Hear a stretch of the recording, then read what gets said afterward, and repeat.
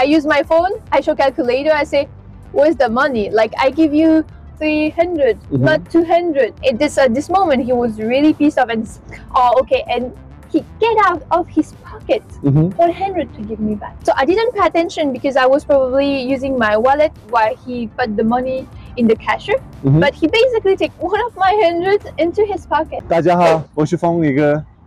可是今天的影片不是开开心心的，因为我们被骗了。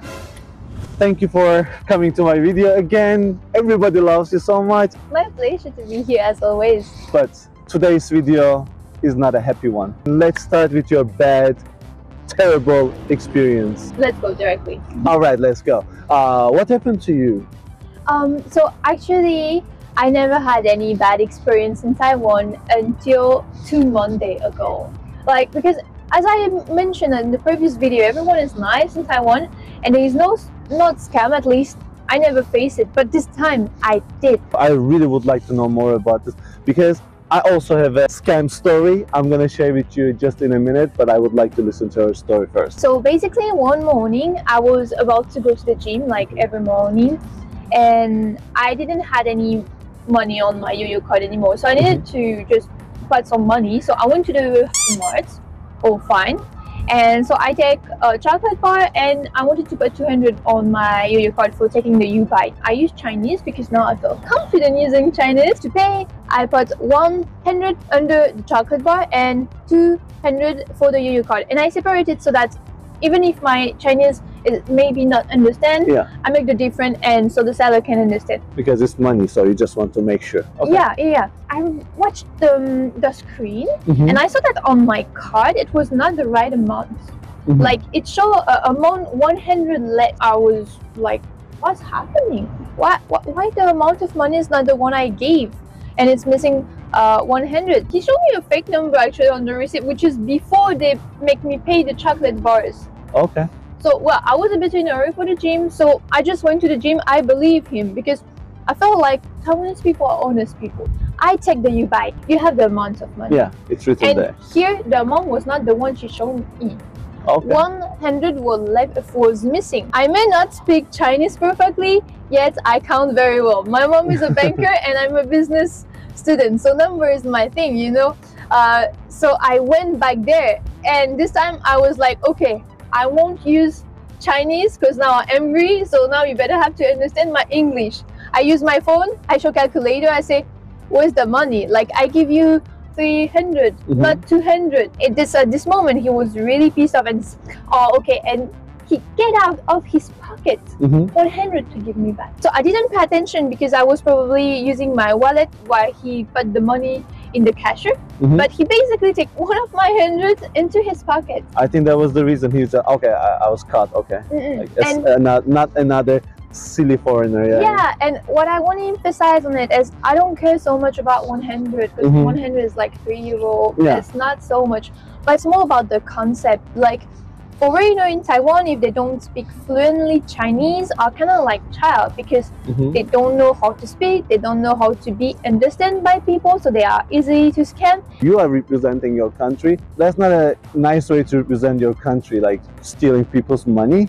And then once they figure out, they're like, okay, I will give you one. Crazy. This is small amount of money, but if people are able to do this on small amount, then nothing is stopping them from doing big amount of money. That's and there's other way we can lose money. 100 or 200, that's not a big money. That's not something. But we are talking about the concept, or we are talking about the understanding, the feeling, and life here. So 100 or 200, those are nothing if you compared to the things happening in other countries, but I wish those kind of people would get less and less. There are some other things that feel like scams. So can you talk about the milk tea you had last time? Of course.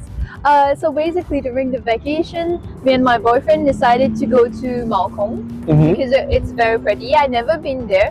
And you guys have to know that I'm a very big fan of bubble tea. I love Junsunaicha, so wherever I saw Junsunaicha. And so we were at a wonderful place, sort of kind of tea time. Still wonderful place, okay. Yeah. The view was wonderful. Okay. And you know, like I highly recommend you to go there for having very good view.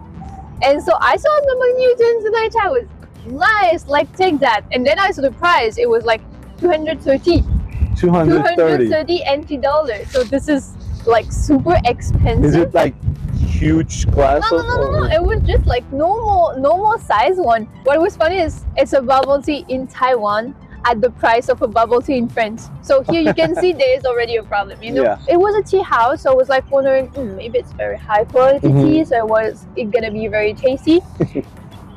Spoiler alert, it was not. And here's the scam. First of all, we wait so long, like probably about 15 minutes. We almost finished everything before the bubble tea arrived, and then we tried the bubble tea. At the end, the bubble tea was very tasteless.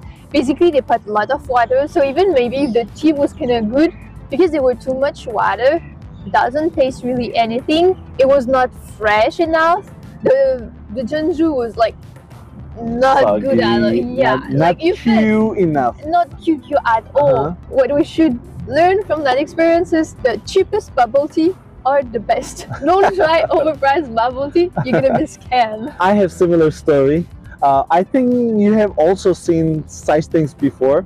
There are some 日炒店, like 日炒. It means like there's beer bar, the food is cheap, beer is cheap, so you can just like relax a little bit. Most of them have those fish tanks, and there are a lot of fish inside, different fish. So you can choose the fish you want, but the fish price is not on the menu. They just get the fish seasonally, so they don't change that menu paper. When my friends visited me in Taiwan, I just took them to Richa. We ordered a lot of food. I think it was around like 400-500 NT. They said they wanted to eat fish too. I said, okay, let's choose your fish. We picked fish. That was actually tasty. We got the shak at the end. It was 2,500 NTs. 2,000 for fish. Whole food cost around 500. I think they got couple beers.